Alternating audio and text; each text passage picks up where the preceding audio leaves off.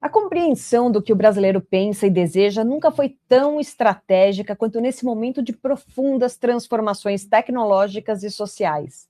Entender as nuances do consumo e da política exige rigor e uma leitura apurada dos dados que circulam em uma velocidade sem precedentes no mundo todo. Nesse cenário de incertezas e mudanças de comportamento, a liderança dos grandes institutos de pesquisa assume um papel central para o diálogo entre o mercado e a sociedade. E para falar sobre isso, a gente vai receber hoje no BCTV o executivo Diego Pagura. Ele acaba de assumir a liderança da Ipsos no Brasil, que é um dos mais importantes institutos de pesquisa do mundo. O Diego tem uma trajetória grande aí, e agora ele está comandando a operação brasileira de uma gigante global. Seja muito bem-vindo, Diego. Muito obrigado, Camila. Todo mundo bem aí? Boa noite, Diego. Boa noite. Prazer falar. Prazer estar com vocês. O prazer é todo nosso. Para a gente começar, qual é o seu maior desafio ao assumir o comando da Ipsos no Brasil, em um momento onde o excesso de informações muitas vezes acaba confundindo mais o cidadão do que esclarecendo as verdadeiras tendências? Boa, muito boa pergunta, Camila. É um momento desafiador, realmente. A gente não tem um maior desafio, tem vários desafios. Eu estou na Ipsos há aproximadamente 20 anos. Eu já passei várias transformações. Para vocês terem uma ideia, quando eu comecei a fazer pesquisa, a gente fazia pesquisa em papel ainda. Então, a gente passou uma transformação digital primeiro, e hoje, obviamente, que um elemento que está transformando a nossa indústria, e não só a nossa indústria, né? A vida das pessoas, porque, no final das contas, a nossa indústria, de alguma maneira, reflete as transformações que no nosso dia a dia acontecem, é a inteligência artificial. Então, o grande desafio que eu tenho, e a gente tem como equipe aqui no Brasil, é a gente implementar e acelerar em 6 grandes pilares que a gente trabalha mundialmente. Então, um primeiro pilar se trata da gente fortalecer o nosso posicionamento como uma empresa de multi-especialização. O que eu quero dizer com isso? A pesquisa, ele atende diferentes segmentos da indústria e atende também diferentes perguntas de negócio que os nossos clientes têm. A gente faz pesquisa, como você bem comentou, Camila, para estudar tendências, a gente faz pesquisas para avaliar comunicações, a gente faz pesquisas para testar novos lançamentos de produto que estão vindo, ou até pesquisas eleitorais, que eu acho que pode ser um assunto legal para a gente falar aqui. Então, ao todo, a gente tem mais de 70 serviços disponíveis para os nossos clientes. É provavelmente a empresa que tem maior amplitude na cobertura de desafios de negócios para os nossos clientes. E a gente precisa, aqui no Brasil, fortalecer o nosso posicionamento de multi-especialização. Em segundo lugar, é o fortalecimento de um posicionamento como uma empresa global, mas com uma impronta local muito clara. Então, a gente também, hoje, a gente tem a vantagem de estar na Ipsos como uma empresa global. A gente cobre mais de 90 mercados no mundo inteiro, e isso traz para a gente muitas vantagens para a gente comparar tendências, benchmarking, o que é bom no Brasil, o que acontece em outro lugar, mas, obviamente, que as características culturais, socioeconômicas e muitas mais coisas do país são importantíssimas. Então, a gente precisa fortalecer o nosso posicionamento, trazendo para os nossos clientes essa impronta local, mas com a perspectiva global. Terceira pilar estratégico para a gente aqui, que eu tenho como grande desafio junto com o meu time, é colocar a velocidade como o nosso grande imperativo. Então, as decisões hoje precisam ser tomadas numa velocidade muito maior do que já nunca foi.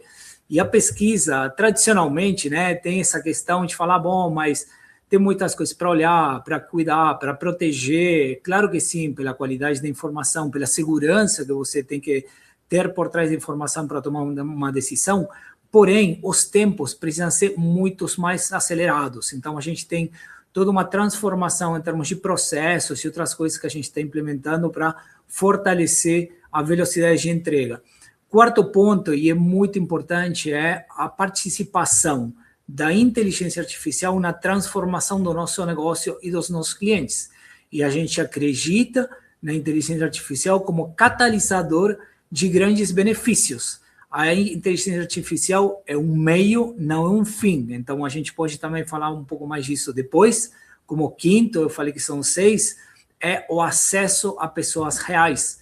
Pesquisa se trata de perguntar, investigar, E hoje, com inteligência artificial, a gente fala muito de informações sintéticas, de robô. O que a gente quer é garantir que os nossos clientes, os nossos parceiros, todo mundo tenha acesso a pessoas reais e que o uso de inteligência artificial ele seja feito de maneira totalmente ética e comprovada, cuja eficiência, né, tem que vir de estudos antes de sair fazendo e implementando sem necessariamente ter os cuidados necessários. Por fim, é o ponto de a gente fortalecer o nosso pilar de valor agregado para os nossos clientes. A gente acredita, entende e quer colocar na prática sempre de que uma pesquisa ela é tão boa quanto o impacto cujas decisões geram no negócio do cliente.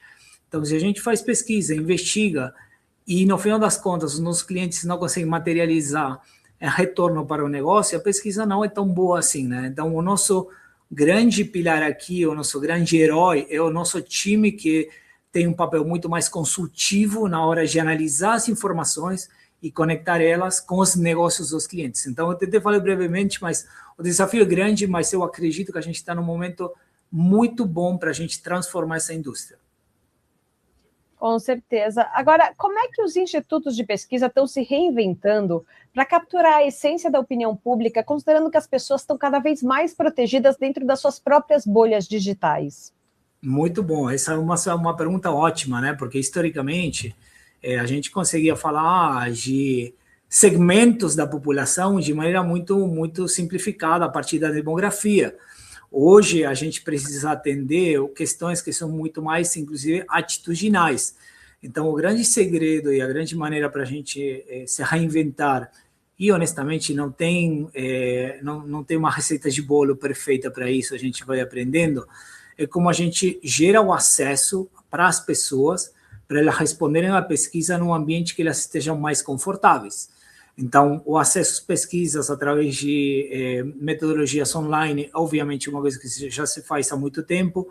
A participação da resposta através de telefone celular, ela aumentou muito, principalmente no mercado como o Brasil, onde você tem mais telefones celulares, inclusive, do que pessoas, também é muito importante, mas principalmente o que a gente está mudando é a maneira da gente perguntar e questionar para as pessoas, né? Quando você está lançando uma pesquisa, você tem que ter muito cuidado na linguagem. Então, a gente está incorporando maneiras da gente customizar, inclusive, a linguagem para criar um maior engajamento.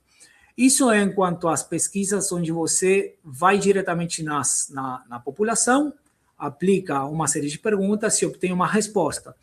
Mas a gente também começa a combinar muito mais com informações que hoje estão disponíveis, por exemplo, nas redes sociais ou através de outros canais. Então, você tem dois tipos de informação, tanto informações declaradas para a pesquisa, quanto informações, vamos dizer, de alguma maneira, passivas, que estão ao longo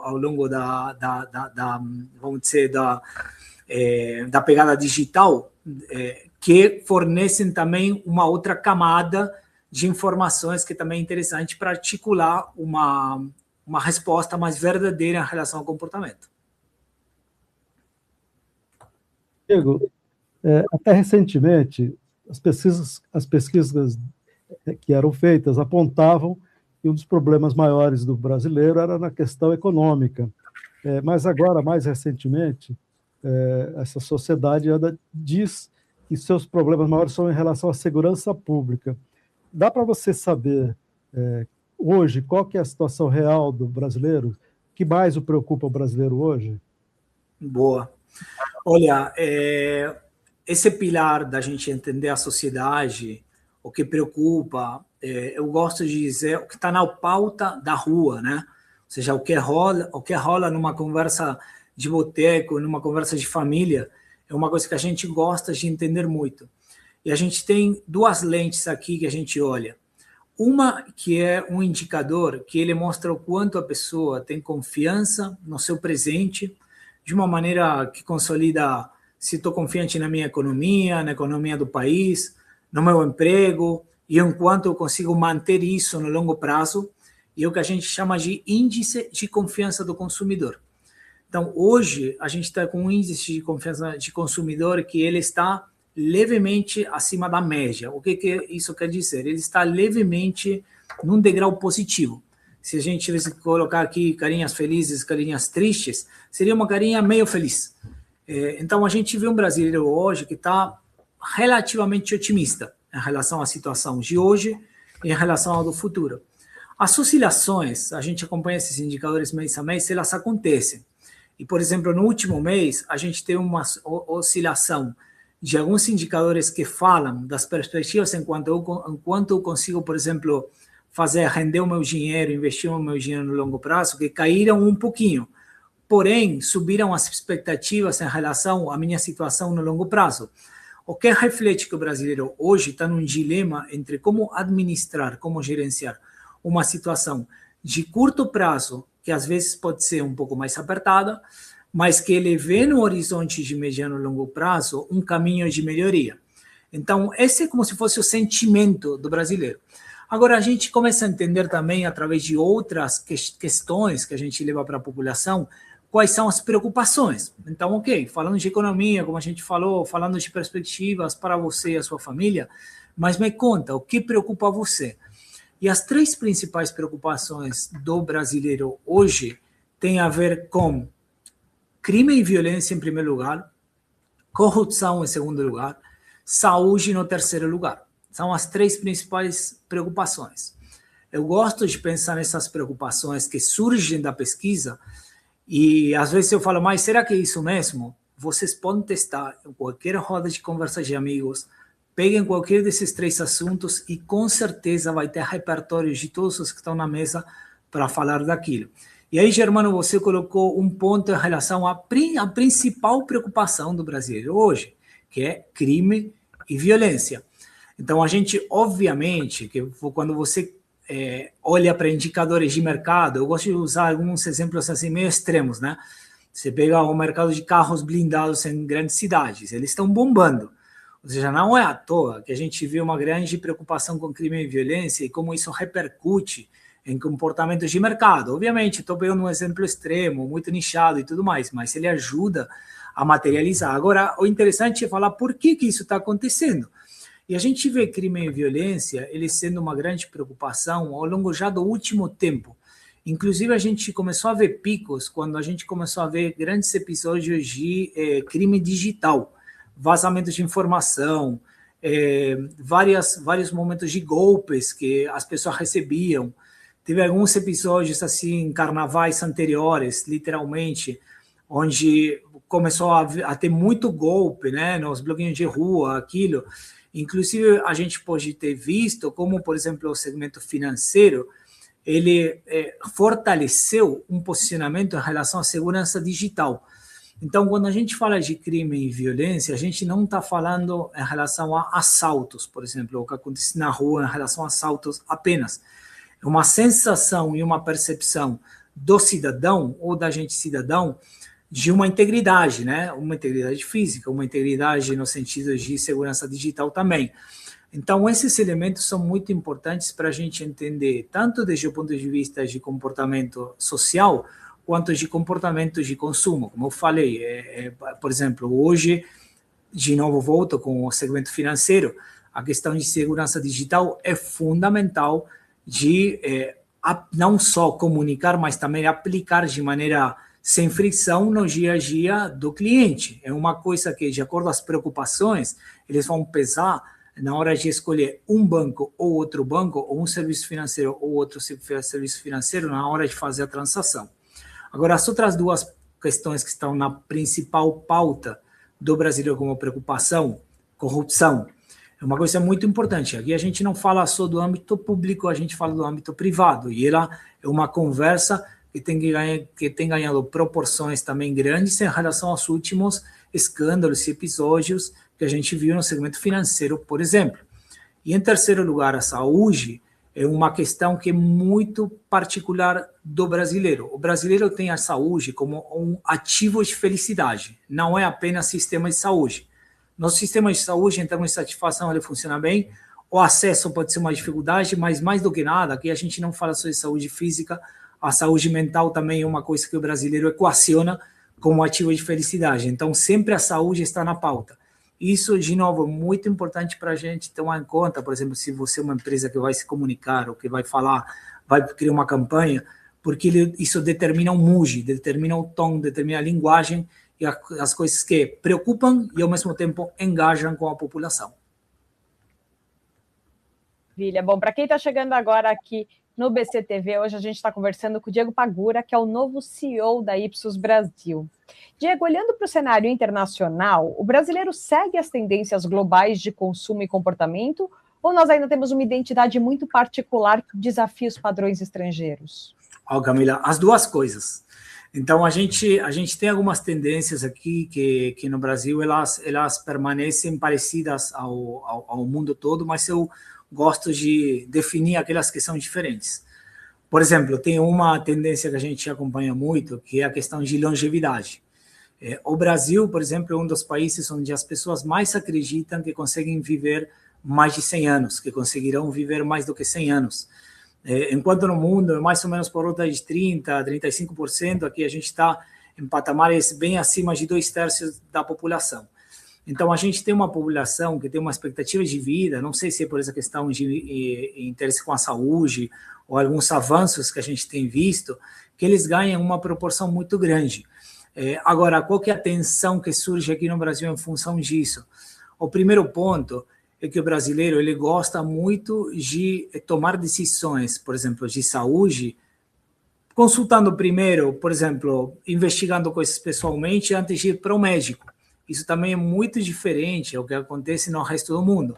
Então, por exemplo, para a indústria farmacêutica, é muito importante você saber que a gente lida com um paciente, consumidor, um cidadão, muito mais, entre aspas, educado. Aí a gente pode questionar que grau de informação ele tem ou não, mas a gente sabe que as pessoas correm atrás de informação da saúde. Outra maneira da gente olhar isso é o boom das canetinhas, ou GLP-1, né, que é chamado aqui no Brasil. A adoção desses métodos que eles vêm para pegar mais de emagrecimento e tudo, ele tem sido muito maior aqui no Brasil. Portanto, a expectativa, por exemplo, desse mercado, por um lado, esse ano de quebra de patente e tudo mais, tende a ser muito maior do que em outros países.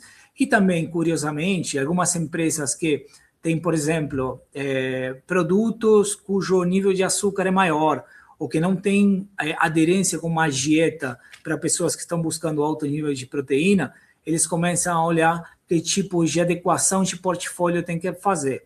Também as empresas de proteína, a gente tem visto, e empresas que também, não sei, produtos lácteos e tudo mais, eles têm entrado no universo de proteína de maneira muito forte. Bom, tudo isso a gente vê que é muito mais forte no Brasil que no resto do mundo.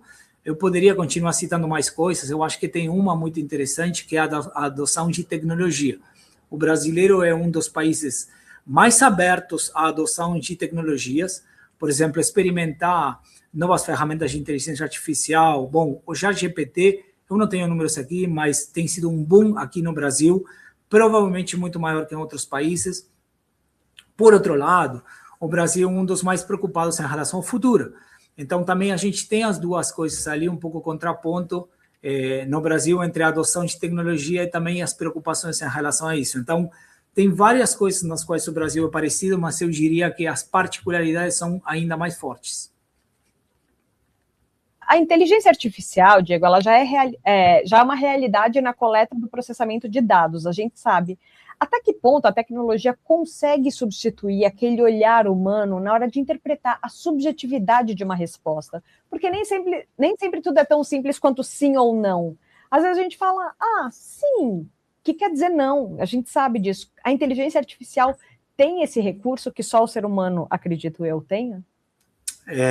Bom, por enquanto, aparentemente não tanto, né? Então, precisa se tomar muitos cuidados na hora de você, por assim dizer, como você colocou também, Camila, a gente substituir uma informação que poderia ter vindo de um humano por uma inteligência artificial. Então, a gente está investindo muito em investigação sobre como as respostas humanas e de máquina, elas se comparam.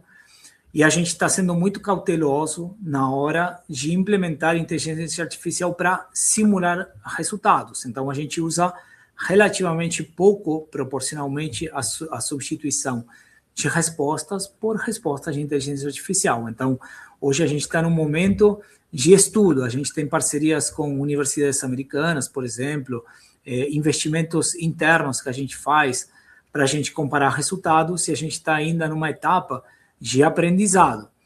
Agora, onde a gente vê um impacto grande da inteligência artificial? É muito mais nos processos. Então, tem muito processo que hoje você consegue fazer com outro nível de velocidade. Uma análise de um documento, uma elaboração de não sei, de uma primeira versão de algum material que você está produzindo, uma análise de várias documentações ou informações que você tem, que praticamente é o que muitos de nós fazemos, inclusive no dia a dia, que temos incorporado inteligência artificial. Então, ao ponto da inteligência artificial ela nos ajudar a subir o nível do que a gente faz e fazer isso mais rápido, a gente está ok. Ao ponto de falar a inteligência artificial consegue substituir a resposta humana, a gente está bastante longe ainda. Bom, Diego, este ano a tendência das grandes demandas aí por pesquisa eleitoral, porque a gente está no processo de campanha presidencial, né? O Ipsos pretende fazer campanhas eleitorais ou não vai entrar nesse mercado este ano? Como é que vocês vão se comportar diante dessa demanda? Vocês pretendem fazer ou eventualmente levantamentos mensais? Como é que vocês têm o planejamento de vocês para a eleição deste ano? Boa. Bom, Germano, o planejamento tá super quente agora, né? Porque a gente, sim, obviamente tem dentro dos nossos serviços, como eu comentava, pesquisa eleitoral. A gente, inclusive, participa com pesquisas públicas em parceria com algumas empresas e tudo em grandes países, como Estados Unidos, Itália, França, Inglaterra. Aqui no Brasil ainda a gente não tem uma divulgação para ser feita em relação a como a gente está trabalhando, mas eu posso garantir que a expertise que a gente tem ela vai ser aplicada a este momento eleitoral. Tem algumas coisas muito interessantes aqui para comentar. Ao longo do ano passado, a Ipsos aqui no Brasil realizou a aquisição do Instituto IPEC, que vocês devem conhecer, formado há alguns anos por esses executivos do IBOP. Então, a gente, além de ter um know-how global, a gente fortaleceu o ano passado a nossa equipe e o nosso negócio com um grupo de profissionais de primeira linha, principalmente de pesquisa eleitoral. Então, a gente está bem forte nas nossas condições para participar. E uma das coisas que tem enriquecido muito, não só no local, mas também na perspectiva global, é o quanto a gente consegue enriquecer as análises. Porque, normalmente, pesquisa eleitoral é bastante tricky, né? É bastante, eu diria, não difícil, mas você precisa ter muito conhecimento para estudar o dado. Ou seja, o dado que normalmente a gente vê né, de intenção de voto, que sobe e desce, e margem de erro, obviamente que é importante, mas o momento que vale é o momento da eleição. E o momento da eleição, ele é o momento onde o cidadão ele estabelece uma escolha em função de algumas coisas que ele vê e avalia da situação do país. Então, a gente, na análise, triangula muita informação. Então, a gente tem algumas análises que elas começam a mostrar cenários em função de o quanto o consumidor ele está com confiança em relação ao futuro, como eu falava, o quanto o cidadão ele se sente numa posição confortável financeiramente falando, mas também o quanto ele acredita que os diferentes candidatos eles são capazes de endereçar as principais preocupações. Então, por mais que a gente tenha nas pesquisas eleitorais sempre a intenção de voto ou outras perguntas, rejeição, como métricas principais, a gente acredita muito nessa leitura nas entrelinhas, principalmente em relação às preocupações. Como eu falar, algumas coisas que a gente se pergunta, né? Crime e violência, corrupção, saúde, quem são os candidatos que mais conseguem se apropriar daqueles 3 territórios com credibilidade para resolver a pauta social. Então, a gente entende que é um momento bom para a gente participar, e vamos, mas não só com o número, mas também com essas interpretações que a gente acredita que colocam muita luz num assunto que costuma ser bastante polêmico, para falar uma palavra simples. Diego, a gente viu em ciclos recentes que o chamado voto envergonhado ou aquela opinião oculta desafiou as projeções. Existe hoje uma nova ferramenta para detectar o que o entrevistado não diz diretamente? Então, como eu estou falando, Camila, eu acho que não tem uma maneira como, de novo, eu vou repetir uma coisa que eu falei. Pesquisa é interessante porque um dos principais valores que a gente trabalha em pesquisa é curiosidade. Curiosidade é investigar, se perguntar, se questionar. E muitas vezes isso faz com que você não tenha uma resposta assim, que você consiga cravar os resultados, ou consegue cravar qual é a solução.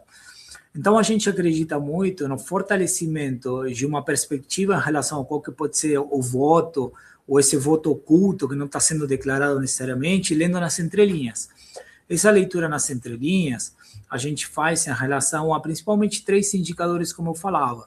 E não tem uma fórmula, infelizmente não tem uma fórmula, mas a gente faz uma pergunta que é: o quanto você acredita que o país está no rumo certo ou no rumo errado? Então, é uma pergunta muito simples, mas que aí a gente tem uma resposta da população.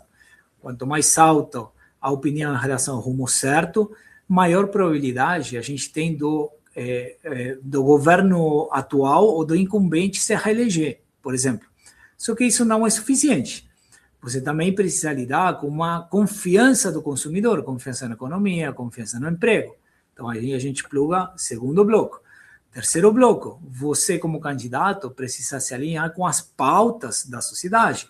Quais são as principais preocupações? Aí a gente tem a triangulação de informação. Então, a intenção de voto, ela normalmente ajuda a calibrar. Obviamente que você vai ter aí sempre nas intenções de voto uma tendência, mas depois, como sempre, a gente chega, e cada vez mais acontece, não só no Brasil, mas no mundo inteiro, em eleições muito fechadas, né, muito próximas entre os 2 principais candidatos, você começa a utilizar essas outras informações para calibrar. De novo, não tem uma fórmula para cravar, infelizmente não tem, mas tem maneiras da gente aprender com o passado o que pode dar certo no futuro. Com certeza, acho que a análise dos dados é o único caminho seguro para compreender as complexidades do Brasil atual. Diego Pagura, eu acho que você mostrou para a gente muito mais do que os números, mas a pesquisa é feita de escuta e de uma interpretação muito rigorosa, né? Muitíssimo obrigada pela sua participação hoje aqui com a gente, viu? Bom, obrigado, Camila, obrigado, Germano. Espero que tenha conseguido contribuir. Obrigado, Pagura. Obrigado.